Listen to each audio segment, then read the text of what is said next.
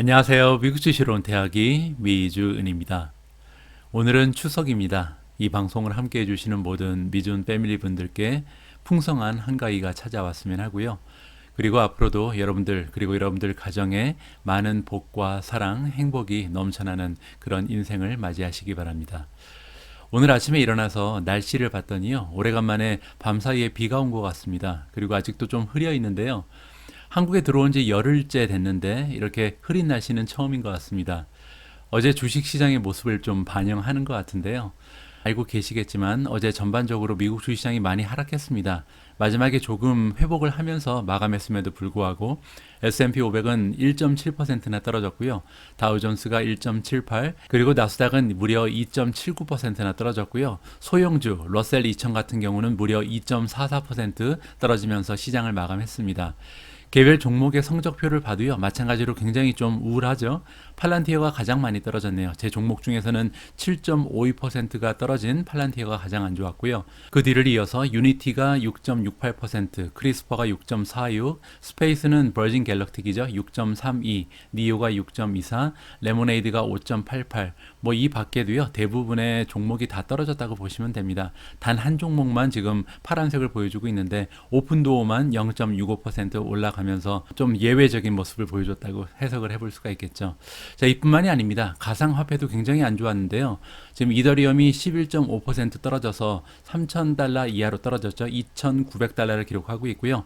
도치코인이 한 10.9% 떨어졌고요. 비트코인이 11%가 넘게 하락하면서 지금 41,800달러 정도를 기록하고 있습니다. 따라서 이렇게 위험 자산이 전반적으로 하락하는 모습을 보여준 것이 어제 시장이었다라고 얘기할 수 있겠죠. 자, 반면에 빅스 지수를 보시면 공포지수라고 우리가 얘기하는 것이죠. 23.55%가 올라가면서 지금 25.7로 껑충 뛰어 올랐다. 이렇게 우리가 생각을 해볼 수가 있겠습니다. 어제 여러분들이 남겨주신 댓글을 읽다 보니까 많은 분들께서 이제 하락장이 온 것 같은데 어떻게 해야 될지 모르겠다. 미주은님의 계획은 무엇인가? 뭐 이렇게 질문을 좀 하셨습니다. 조금 안타까운 부분은요. 이렇게 시장이 하락할 때만 방송을 보시는 분들이 좀 많이 계신 것 같은데요. 평소에 우리가 조정장이 찾아올 것에 대해서 많은 이야기를 나누었고 저 역시도 제가 가지고 있는 계획을 여러분들과 공유를 한 바가 있잖아요. 다시 한번 좀 말씀을 드리면 제가 가지고 있었던 투자 계획을 9월 초에 여러분들과 함께 나눈 바가 있습니다. 그때 이제 미주은 포트폴리오 업데이트를 해드리면서 다음과 같은 계획을 가지고 있다라고 여러분들께 공표를 했었는데요. 일단 다음 조정장까지 추가 매수는 자제한다라는 말씀을 드렸는데 실제로 저는 지난 한 달 동안 단 한 주의 주식도 추가 매수하지 않았습니다.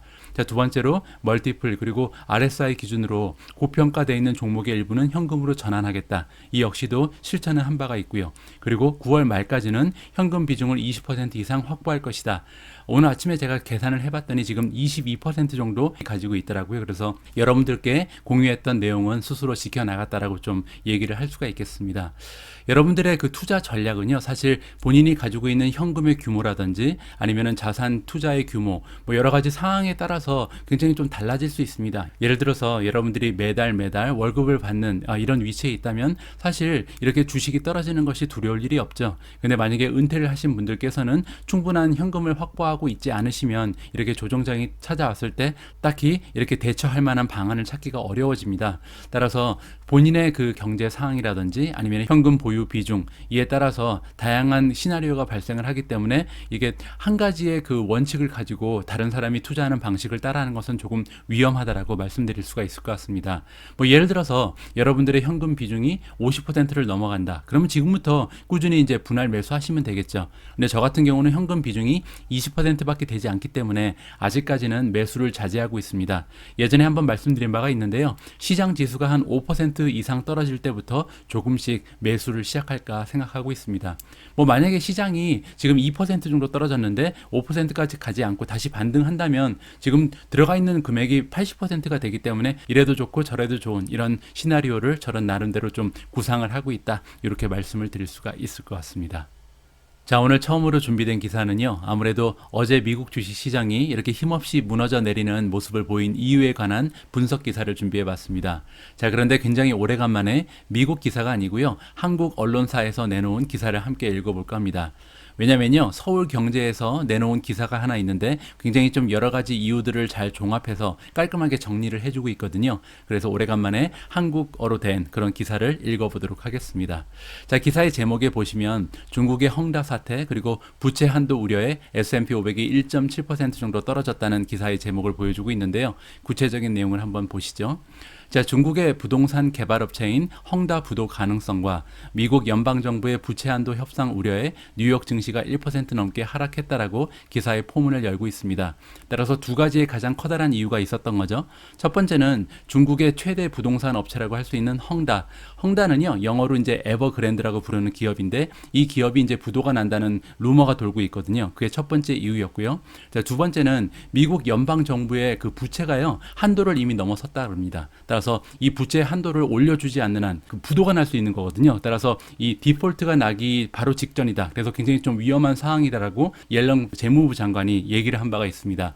따라서 이 부채 한도를 올려줘야 되는데 부채 한도를 올릴 수 있는 것은 국회의원들한테 달려 있거든요. 따라서 국회에서 협상을 통해서 빨리빨리 이 부채 한도를 올려줘야 된다. 이러한 우려가 지금 깊어지면서 전반적으로 주식시장이 하락하는 모습을 보였다라고 우리가 해석을 해볼 수가 있는 거죠. 자, 다우존즈 같은 경우는 전 거래일보다 614.41포인트 즉 1.79% 내리면서 33,970에 거래를 마쳤다. 스탠다드 앤드 푸어스 같은 경우는 75.26포인트 1.7% 떨어지면서 4,357을 기록했고요. 나스닥은 330.06포인트 2.19% 급락하면서 14,713.90에 마감했다라고 나와 있습니다. 자, 이렇게 S&P 500의 하락폭이요, 지금 5월 이후에 가장 큰 폭을 보여줬다라고 합니다. 따라서 굉장히 커다란 폭으로 주식이 폭락을 한 거죠. 이날 시장은 헝다 그룹 파산이 글로벌 금융 시장을 뒤흔들 수 있다는 불안감에 약세로 출발했다. 추가로 연방준비제도 연준이 9월 연방공개시장위원회 FOMC라고 우리가 부르는 거죠. 이 회의에서 테이퍼링에 대한 보다 강한 신호를 보낼 수 있고 날씨가 추워지면서 델타 변이 바이러스 역시 늘어날 수 있다는 전망이 겹쳤다. 따라서 굉장히 많은 악재들이 한꺼번에 지금 이러한 그 하락장을 만들어내고 있다라고 우리가 해석을 해볼 수가 있는 거죠. 또한 연방정부의 부채 상한선을 높여야 되는 시한이 다가오면서 우려의 목소리가 커졌다. 제닛 옐런 재무장관은 협상이 불발돼 디폴트가 발생할 경우 전례 없는 금융위기가 몰아닥칠 수 있다고 이날 경고했다. 여기에 9월은 역사적으로 미 증시가 약했던 시기다. 이 같은 여러 우려가 겹치면서 이날 주요 지수가 모두 2%대 하락세를 보였다가 막판에 일부 손실을 회복했다라고 서울경제의 기사가 정리를 해주고 있습니다. 전반적인 상황을 이해하는 데 굉장히 좀 도움이 된 기사라고 우리가 생각을 해볼 수가 있을 것 같습니다. 자, 바로 앞에 기사에서 직접 여러분들이 확인하신 것처럼요, 어제 미국 주식시장은 상당히 여러 가지 요인들이 복합적으로 작용을 하면서 심하게 시장을 뒤흔들렀다. 이렇게 우리가 정리를 해볼 수가 있잖아요. 그런데 사실 어제 1%가 떨어졌냐 2%가 떨어졌냐 이것이 중요한 것이 아니고요. 과연 이번 조정장은 얼마나 오랫동안 지속될 가능성이 있는가, 그리고 만약에 지속된다면 몇 퍼센트 정도 추가 하락을 우리가 생각해 봐야 되는지, 그리고 만약에 반등을 한다면 언제 정도 반등을 기대해 볼 수 있는지, 뭐 이러한 것들이 가장 중요한 우리의 관심사가 되겠죠. 그래서 오늘 방송에서는요, 여러 전문가들의 목소리를 여러분들과 공유를 해볼까 합니다. 2개 정도의 기사는요, 굉장히 좀 우울한 전망을 하는 예상치를 한번 읽어보고요. 모건 스탠리 그리고 짐 크레이머가 이러한 부분을 담당하고 있습니다. 자, 마지막으로 제가 오미즈는가 준비한 비디오 클립에서는요, 톰리가 등장을 해서 아니다, 우리가 좀 장밋빛 미래를 계속 그리면서 추가적으로 매수해도 상관이 없겠다라고 긍정적인 반론을 해주고 있습니다. 과연 어떠한 전문가들이 맞는 방향을 설정하고 있는지는 모르겠지만 양쪽의 목소리를 다 들어보는 것은 굉장히 중요하다고 생각을 하거든요. 자, 첫 번째로 함께 읽어볼 기사는요, 조금은 좀 무시무시한 내용입니다. 자, 보시는 것처럼 모건 스탠리가 이야기를 하기를요, 앞으로 주식시장이 20% 정도 떨어질 가능성이 있다. 그러면서 굉장히 좀 파괴적인 아웃컴, 결과가 우리를 기다리고 있다라고 얘기하고 있습니다. 자, 어떠한 근거를 통해서 이렇게 무시무시한 전망치를 내놓고 있는지 직접 읽어보도록 하겠습니다.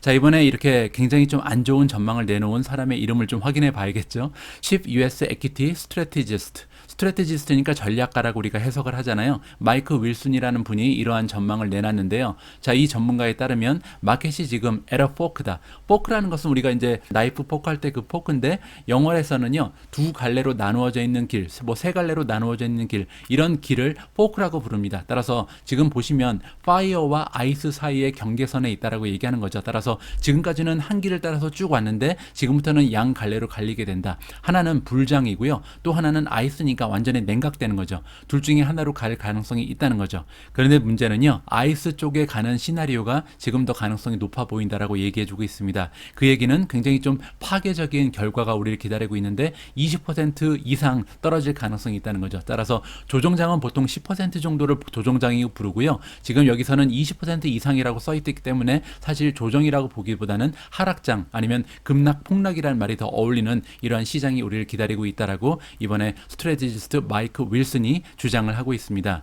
자, 어떠한 그 근거를 가지고 이러한 주장을 하는지를 좀 살펴봐야겠죠. 자, 첫 번째로요. 어닝 결과가 다음 분기부터는 굉장히 좀 저조할 가능성이 있다라는 거죠. 지난 분기에 여러분들 기억하시겠지만 상당히 많은 기업들이 그 서프라이즈를 기록했습니다. 굉장히 좋은 실적을 발표했다는 거죠. 그 이유가 뭐였냐면요. 상당히 오랫동안 지금 경기가 좀 침체돼 있었고 또 작년하고 좀 비교를 하니까 실적이 굉장히 월등하게 잘 나온 것처럼 보일 수밖에 없었죠. 그런데 지난 분기에 워낙 좋았기 때문에 이번 분기에 대한 기대치는 상당히 올라가 있는 이런 수준에 와 있습니다. 그런데 이런 기대치에 부응하지 못하는 기업의 실적이 나올 가능성이 높다는 거죠. 이것이 첫 번째 이유고요.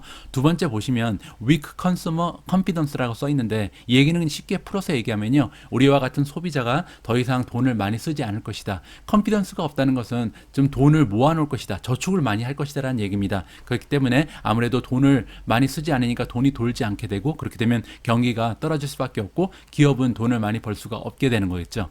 자, 세 번째 이유가 나와 있는데 Poor Readings from Purchasing Managers Index라는 말이 나와 있습니다. 굉장히 좀 중요한 경기 지표 중에 하나인데 PMI라고 우리가 부르는 겁니다. PMI라는 것은요, 우리가 구매 관리 지수라고 부르는 것인데, 각 기업에는 구매 담당자가 있잖아요. 보통 이제 퍼처싱 매니저라고 부르는데, 이런 구매 담당자를 대상으로 해서요, 설문조사를 하는 겁니다. 따라서 지금 현재 여러분들이 일하고 있는 기업 안에서 인벤토리, 재고 상태는 지금 어떻고, 주문은 어느 정도 들어오고 있고, 또한 협력사와의 지금 관계는 어떻고, 그러니까 서플라이가 제대로 들어오고 있는지, 뭐 여러 가지 지수에 대해서 얘기를 하는 거거든요. 따라서 지금 경기를 0에서부터 100까지 숫자로 표시를 하는 겁니다. 그래서 만약에 50을 넘게 되면 이 PMI가 50을 넘으면 경기가 굉장히 좋다라고 우리가 평가를 해볼 수가 있고요. 만약에 50 밑으로 떨어지면 경기가 둔화되고 있다. 이러한 판단을 할 수 있는 하나의 평가 항목이다. 경기를 판단하는 그런 평가 항목이라고 보시면 될 것 같습니다. 그런데 그게 굉장히 좀 저조하게 나올 가능성이 있다는 거죠. 자, 이렇게 여러 가지 복합적인 요소가 발생을 하면서 주식시장이 떨어질 것이라고 얘기하고 있는 겁니다. 자, 그리고 또 하나의 악재가 있는데요. 바로 Extraordinary Fiscal Stimulus. 이게 뭐냐면 굉장히 좀 평소와는 다르게 엄청난 규모의 그 재정 지원을 했잖아요. 따라서 스티뮬러스 책도 많이 나왔었고 그 다음에 정부의 지원이 굉장히 활발했었죠. 자, 그런데 이러한 지원을 지속적으로 할 수는 없는 거잖아요. 앞에서 우리가 살펴본 것처럼 정부의 지금 부채의 규모가 너무나 많이 올라가 있기 때문에 추가적으로 이 재정 지원을 할 가능성이 좀 적어진다라고 우리가 예상을 해볼 수가 있잖아요. 그러한 면에 있어서 앞으로 성장이 둔화될 가능성이 높다. 그렇게 되면 기대치는 많이 올라가 있고 성장은 둔화된다면 아무래도 기업의 실적에 실망한 투자자들이 떠날 가능성이 있다는 거죠. 자, 그렇기 때문에 아이스 시나리오가 굉장히 팽배할 가능성이 높아지는 거고 지금 이 전문가는요, 한 20% 이상 떨어질 가능성이 있다라고 예상치를 던져주고 있습니다. 자, 다음으로 읽어볼 기사에서도 앞의 기사와 마찬가지로요, 미국 주식시장의 전망에 대해서 굉장히 좀 부정적인 시각을 우리가 느낄 수가 있습니다. 자, 이번 기사의 주인공은 짐 크레이머입니다. CNBC에서 운영하고 있는 매드머니 쇼의 그 호스트잖아요. 자, 짐 크레이머에 따르면 지금 투자자들은 주식을 팔아야 된다라고 조언을 하고 있습니다. 그리고 지금 주식시장이 떨어진다고 해서 지금 줍줍하기에는 너무 시기가 이르다. 따라서 굉장히 좀 오랫동안 하락장이 지속될 거라고 경고의 이야기를 해주고 있는 거죠. 과연 이 주장의 근거는 뭔지 함께 살펴볼 필요가 있을 것 같습니다. 자, CNBC의 짐 크레이머는 월요일 날 이야기를 하기를요, 어제 얘기한 거죠. US 스톡 마켓, 미국의 주식 시장은요, 셀 오프 피어리어드에 들어갔다. 주식을 막 팔아버리는 이러한 시기에 진입을 했다라고 이야기를 해주고 있습니다. 그리고 중요한 것은 뭐냐면요, 이러한 그 셀 오프 피어리어드, 매도 기간이 앞으로 몇 주 동안 지속될 가능성이 있다라는 의견을 던져주고 있습니다. 그렇기 때문에 지금 짐 크레이머가 조언을 해주기를요, 투자자들은 이러한 생각을 가지고 앞으로 투자 전략을 세우는 것이 좋을 것이다 라고 조언의 이야기를 해주고 있습니다. 우리는 계속해서 투자자들한테 주식을 팔아야 된다고 이야기를 해줬다. 그리고 이렇게 주식을 팔라는 얘기를 하는 것은 굉장히 불편한 일이다라고 얘기합니다. 왜냐하면 좀 부정적인 얘기하는 것은 아무래도 반발을 살 가능성이 높잖아요. 그럼에도 불구하고 나는 스토핑하지 않겠다. 나는 계속해서 매도 의견을 지켜나갈 것이다라고 말하고 있습니다. 자, 매드머니의 진행자인 이 짐 크레이머는 워닝, 경고를 던져주고 있는데요. 역사적인 사실을 봤을 때도 시즌을 봤을 때 지금 굉장히 약한 그런 시기에 와 있다는 거죠. 왜냐하면 9월달, 10월달은 1년을 봤을 때 가장 좋지 않은 주식의 흐름을 보여주는 달이라고 합니다. 따라서 여러 가지 복합적인 이유를 지금 이런 시즌을 그 계절성과 합쳐봤을 때 좋지 않은 모습을 보일 가능성이 높다라고 의견을 던져주고 있는 것 같습니다. 자, 이렇게 짐 크레이머가요, 미국 주시장의 미래에 대해서 부정적인 의견을 갖게 된 그 이유를 여기서 설명을 해주고 있는데요. 상당히 여러 가지의 요인들이 복합적으로 한꺼번에 작용을 하고 있다라고 우리가 생각을 해볼 수가 있을 것 같습니다. 자, 여러 가지 투자의 리스크를 올려주고 있는 요인 중에 첫 번째 요인을 살펴보시면 아까 우리가 한국 기사를 통해서 살펴본 것처럼 에버그랜드 그룹이 첫 번째 요인입니다. 우리가 헝다 그룹이라고 부르는 것이죠. 중국의 최대 부동산 업체가 지금 부도의 직면에 있다라는 소문이 무성하게 돌고 있잖아요. 따라서 첫 번째 리스크로 이것이 작용을 하고요. 자, 두 번째 리스크는 뭐냐면 debt ceiling raising이다. 자, 이 얘기는 아까 역시 우리가 살펴봤었죠. 미국의 그 연방 정부의 부채가 상한선을 이미 초과했다. 따라서 하루빨리 이 상한선을 올려줘야 될 거 아니에요. 그런데 이 올리기 위해서는 국회에서 동의가 돼야 된다. 그런데 이제 여와 야가 그 팽팽한 대립을 보이면서 쉽게 통과될 가능성이 없다는 거죠. 따라서 이러한 부분이 두 번째 리스크로 작용을 한다라고 우리가 생각을 해볼 수가 있을 것 같습니다. 자, 세 번째는요. 지금 페더럴 리저브 미팅이 곧 다가온다. 오늘하고 내일이죠. 따라서 이 페드의 미팅에서 과연 어떠한 이야기가 나올 것인지, 과연 테이퍼링이 시작된다는 신호를 줄 것인지, 그렇게 되면 지금 가뜩이나 좀 어려운 상황에서 테이퍼링 이야기가 나오면 갑자기 시장이 주저앉을 가능성이 있다라고 우리가 생각을 해볼 수가 있겠죠. 자, 이렇게 여러 가지의 복합적인 요인들이 인터섹션 되면서 교차되면서 많은 투자자들이 주식시장을 떠나고 있다라고 얘기하고 있죠. 자, 그러면서 이렇게 주식시장에 들어가 있던 자금을 빼서요, 오히려 본드를 사고 있다. 채권에 투자를 하고 있다는 거죠. 그 단편적인 증거가 여기 나와 있는데 10년 국채의 금리가요. 1.32로 지금 떨어졌다고 합니다. 국채의 금리가 떨어졌다는 것은 가격이 올라갔다는 거거든요. 왜냐하면 많은 사람들이 국채를 원하기 때문에 가격이 올라갈 수밖에 없는 거죠. 자, 이렇게 미국의 10년 국채 금리가 1.32까지 떨어지면서 주식시장이 하락하는 모습을 또 한 번 대변해주고 있다라고 우리가 생각을 해볼 수가 있는 거죠. 자, 이번에 떨어지고 있는 것은 주식시장뿐만이 아니죠. 지금 리스크, 즉 위험 자산은 다 떨어지고 있다고 봐야 되는데요. 단편적인 예로 비트코인 역시 10% 이상 월요일날 떨어졌다라고 기사에서 알려주고 있습니다. 자, 이렇게 두 개의 기사를 통해서요, 모간 스탠리 그리고 짐 크레이머가 앞으로 주식시장이 심하게 흔들릴 가능성이 높다라는 부정적인 의견을 함께 들어봤습니다. 오늘 영상의 마지막 부분에서는요, 여기 사진이 마침 나와 있네요. 톰 리가 전망하는 조금은 더 밝은 느낌의 시장 전망을 함께 들어보도록 하겠습니다. 마지막 부분에 준비되어 있는 톰 리의 인터뷰 영상까지 꼭 함께 해주셨으면 합니다. 자, 다음 기사로 넘어갑니다. 어제 미국 주식시장에서는요, 아무래도 대부분의 성장주들이 하락세로 마감을 했습니다. 자, 그런데요, 그 중에서 한 종목이 좀 유난히 많이 떨어졌거든요. 바로 텔라닥입니다. 텔라닥의 주가는 어제 하루 만에 무려 5.34% 정도 떨어지는 굉장히 좋지 않은 추세를 보여줬는데요. 거기에는 한 가지 악재가 좀 겹쳤다. 따라서 시장이 전방적으로 하락하는데 악재까지 겹치면서 이러한 좀 모습이 나타난 것이 아닌가 우리가 생각을 해볼 수가 있습니다. 자, 기사의 제목에 보시면요, 텔라닥의 주가가 하락하고 있다. 온 아나운스먼트니까 어떠한 발표 하나 때문에 이러한 일이 발생한다라고 얘기하잖아요. 어떠한 발표 내용이었냐면 COO가 이 회사를 떠난다라는 소식이 전해지고 있습니다. 보통 한 기업을 이끄는 최고 경영자를 우리가 CEO라고 부르잖아요. Chief Executive Officer의 약자인데 이 CEO를 보좌하는 두 개의 역할이 있습니다. 하나는 이제 COO고요. 또 하나는 CFO입니다. CFO라는 것은요, 파이낸스 쪽, 따라서 재정적인 부분 그리고 돈 관리를 해주는 이러한 부분을 우리가 Chief 파이낸셜 오피서라고 부르고요. 반면에 전반적인 영업을 책임지는 사람을 우리가 COO, Chief Operating Officer라고 부르거든요. 따라서 이 텔라닥의 전반적인 경영을 책임졌던 COO가 떠나간다라고 우리가 생각을 해볼 수가 있는 거겠죠. 굉장히 좀 커다란 타격이 될 수도 있다라고 생각을 하시면 될 것 같습니다. 자, 텔라닥의 주가가 5% 이상 떨어지고 있다. 그 이유는 방금 전에 우리가 살펴본 것처럼 Chief Operating Officer, COO라고 우리가 부르는 것이죠. 이 COO, 데이빗 사이즈가 이름인데요. 자, 이분이 이번에 컴퍼니를 떠나서 다른 회사로 옮긴다고 나와 있습니다. 넥스트 제너레이션 헬스케어로 옮기는 것 같은데요. 자, 직책을 보니까 CEO를 달고 들어가는 거잖아요. 따라서 굉장히 좀 능력이 있는 사람이라고 우리가 생각을 해볼 수가 있는 거죠. 자, 이렇게 인재 한 명을 잃어버리면서 텔라닥의 주가가 하락하는 추세를 보이고 있다라고 우리가 정리를 할 수가 있을 것 같습니다. 자, 데이빗 사이즈라는 사람은요, 텔라닥에 2019년 7월 달에 조인을 했다고 합니다. 따라서 2년 조금 넘게 근무를 하다가 이번에 떠나가게 된 거죠. 자, 이분이 일하는 동안에 매출이 지금 2배 이상 늘어났고요. 2020년 한 해 동안, 그리고 올해 들어서는 20억 달러를 넘어가는 이러한 좋은 매출의 추세를 보여주고 있다. 따라서 한 명의 인재를 잃어버렸다는 것은 굉장히 좀 좋지 않은 소식이라고 우리가 생각을 해볼 수가 있을 것 같습니다.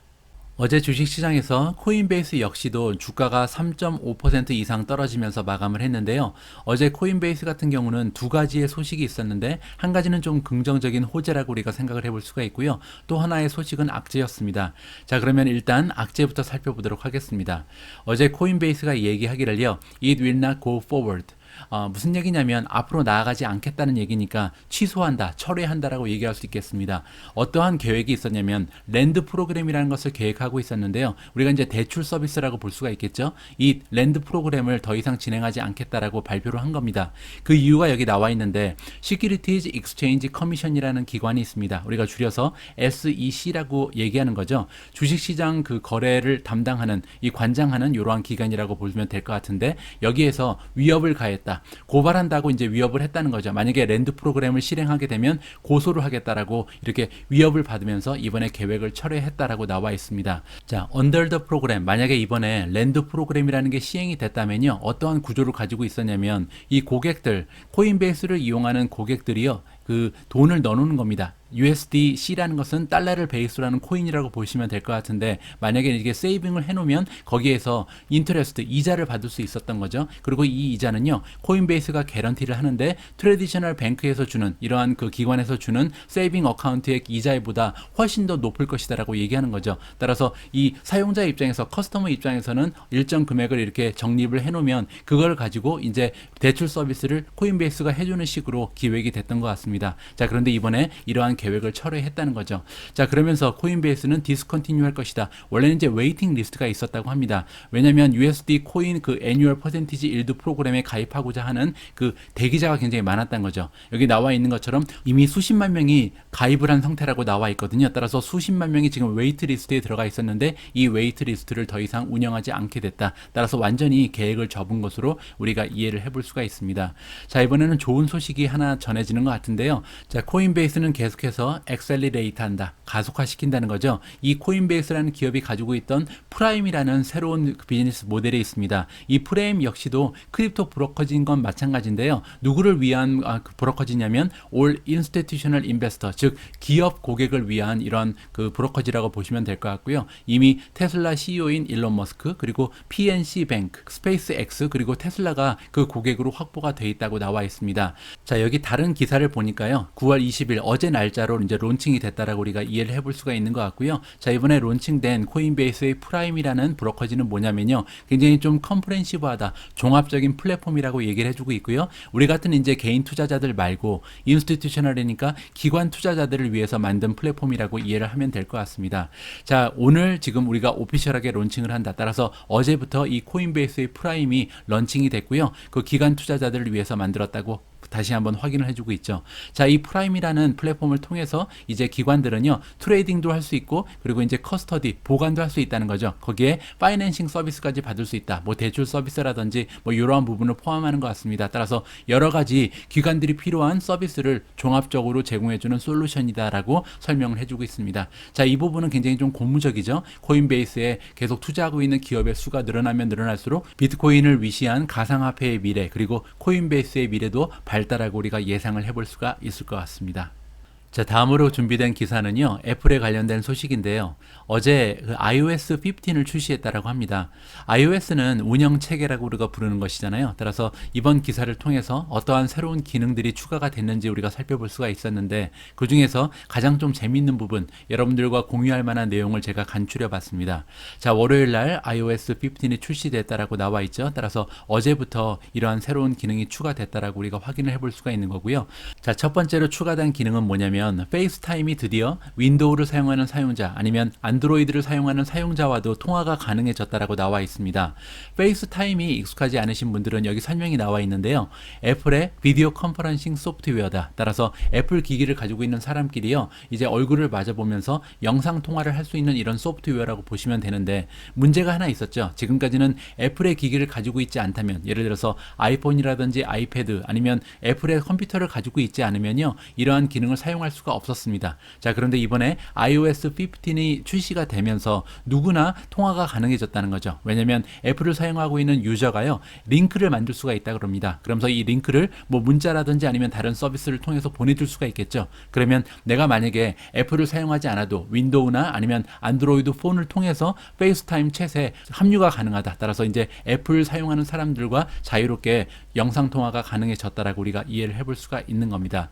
자, 두 번째 업데이트는 뭐냐면요. 자, 이번에는 AI, 인공지능이 활약을 하는 것 같은데요. AI가 드디어 포토, 사진 안에 무엇이 있는지를 이야기를 해줄 수 있고, 그것은 이제 텍스트까지 읽어줄 수 있다라고 나와 있잖아요. 이번에 iOS 15이 출시되면서요, 애플의 소프트웨어가 아이덴티파이 한다, 인지할 수 있다는 거죠. 그리고 프로바이드라는 것은 제공한다는 것은요, 따라서 사진 안에 들어가 있는 뭐 동물이라든지 아니면 랜드마크라는 것은 이제 경치를 얘기하잖아요. 따라서 어느 곳에 배경을 가지고 사진을 찍으면 뒤에 있는 배경에 대해서 설명이 뜬다는 겁니다. 아니면 우리가 만약에 식물이라든지 책을 이렇게 사진을 찍으면요, 이 식물이 어떤 식물이고 어떠한 특징을 가지고 있는지 이 책에 대해서도 설명을 해주고요. 따라서 이제 사진만 찍으면 이 사진 안에 들어있는 것에 대한 자세한 정보를 그 아이폰을 통해서 아니면 아이패드를 통해서 얻을 수가 있다라고 우리가 생각을 해볼 수가 있는 거겠죠. 자, 그뿐만이 아닙니다. 굉장히 중요한 부분이 나와 있는데, 우리가 사진을 찍었는데 그 사진 안에 만약에 이렇게 문자가 적혀져 있잖아요. 그러면 그 문자를 카피하고 페이스트해서 다른 문서로 옮길 수가 있다고 합니다.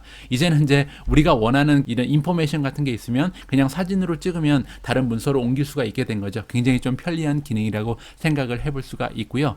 여기 마지막에 보시면 애플의 AI, 인공지능은 아이폰 안에서 운영이 된다라고 써 있습니다. 그 얘기가 뭐냐면 클라우드로 옮기지 않는다는 거죠. 따라서 애플의 서버까지 왔다 갔다 하는 것이 아니고요, AI, 인공지능이 아이폰 안에 들어가 있다는 겁니다. 이것을 우리가 전문 용어로 엣지 컴퓨팅이라고 그러거든요. 따라서 이번 iOS 15 버전부터는 인공지능이 아이폰 안에서 활약을 하기 때문에 애플과 내가 가지고 있는 사진이라든지 나의 정보를 공유할 필요가 없다는 거죠. 이런 부분도 굉장히 좀 중요한 하나의 업데이트라고 생각을 해볼 수가 있는 거죠.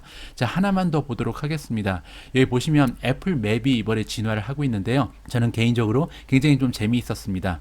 뭐 단편적인 예로 증강현실을 이용해서 내가 길을 찾고 있을 때 에로우가 계속, 그러니까 그 화살표가 표시가 된다고 합니다. 그래서 따라가면 길을 잃을 가능성은 없다는 거죠. 그런데 정말 재미있는 부분은 뭐냐면요, 지금부터는 알람을 받을 수 있다. 우리가 만약에 버스를 타고 어디 간다든지 아니면 기차 아니면 지하철을 타고요, 어디 갈 때 이 애플 맵을 틀어놓고 있으면, 그리고 목적지를 설정해 놓고 있으면요, 다음 정거장에 내려라 아니면 뭐 지금 갈아타야 된다, 이러한 인스트럭션을 받을 수가 있다는 거죠. 따라서 지금부터는 굉장히 좀 편하게 마음을 편히 먹고 교통수단을 이용해서 어디 갈 때 절대 이제 뭐 정류장을 놓친다든지 내려야 되는데 못 내린다든지 이런 일이 없다, 이렇게 우리가 생각해 볼 수가 있었습니다.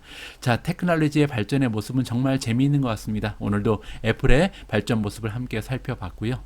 자, 이번 기사에 등장하는 기업은 퍼시픽 바이오 사이언스 오브 캘리포니아입니다. 우리가 티커네임을 PACB로 알고 있는 기업인데요. 이 기업이 어제 미국시 시장에서 주가가 4.92%나 하락을 했거든요.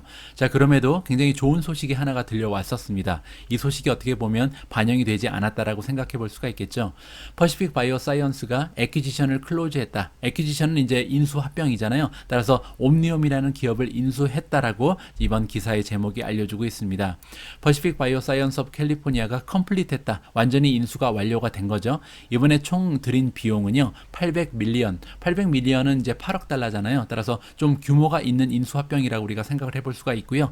이번에 인수한 옴니옴이라는 기업에 대해서 조금 알아보면요, 디벨로핑한다, 개발한다는 거잖아요. 굉장히 좀 높은 수준의 디퍼런시에이티드 됐다, 차별성이 있다는 겁니다. 따라서 차별성이 있는 숏 리드를 하는 시퀀싱 플랫폼이다.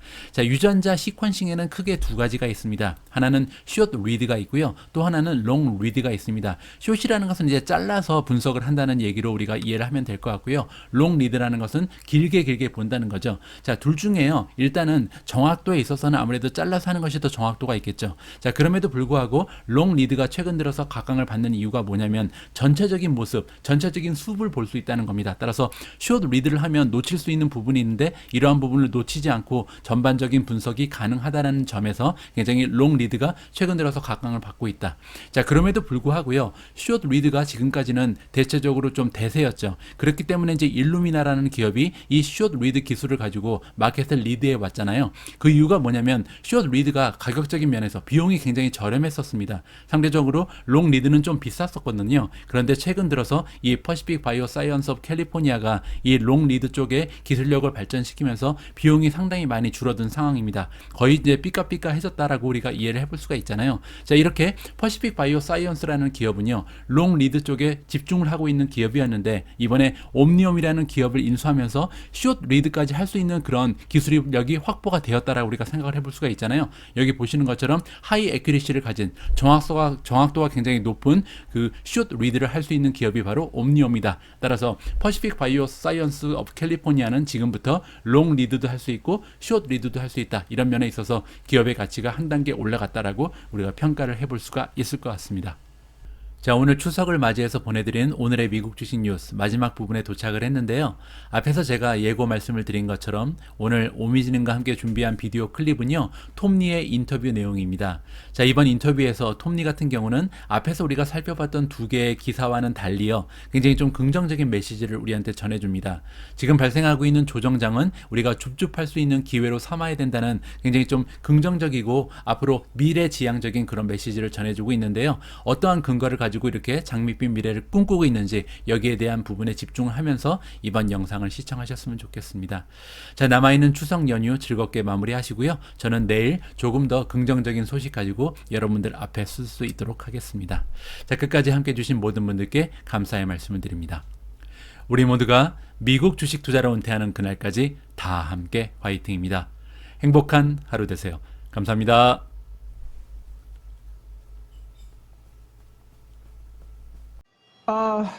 I think that markets are sort of seeing this gigantic wall of worry, Carl, and I know people are talking about Evergrande and the spillover being like Lehman, but when I look at what yields are doing, which they're being quite tame, and the VIX isn't really as jumpy as it could be, I'm in the camp that this is going to prove to be a really good buying opportunity. Now, I heard Michael Santoli, and I agree with him. I don't think that means stocks find their bottom today or even tomorrow, but is the recovery that's only 1 year into over, or has the pent-up demand been exhausted because of some property woes in Asia?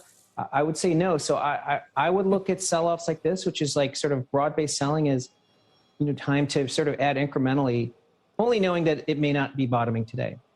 Right. Of course, there's property in Asia. There's obviously the trajectory of the pandemic, which I know you followed closely. For others, it's about domestic policy risk and how the market absorbs the next couple of months of Washington. How do you think that happens?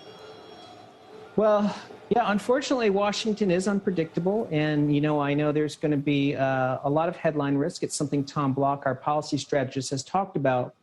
But for investors, unless there's going to be, dramatic changes coming out of Washington, the debt ceiling and risks of a shutdown, while they're kind of scary and may cause headline problems, they don't really change where stocks will be 6 to 12 months from now. So again, I'd be sort of trying to take my lens, look a little further, and realize we're going through a lot of chop right now. But number one, I think we're going to finish strong seasonally. I mean, I think also September has a chance to really turn around. I think we're at a moment where everyone's only seeing sort of darkness and downside, and usually that's when you want to be adding risk. Well, so Tom, tell us a little bit about that long-term bull thesis and how millennials and your expectation for how millennials are going to be spending plays into that. Yeah, I mean, I think one thing that we have to keep in mind is I don't think there's enough of a focus on sort of demographic tailwinds that are being generated by millennials. And I think the first and foremost is It's people aged 30 to 50 that really drive economic growth. It's so apparent looking at Chase credit card data or any of the credit card data numbers. And this number of people 30 to 50 is actually starting to accelerate because of millennials.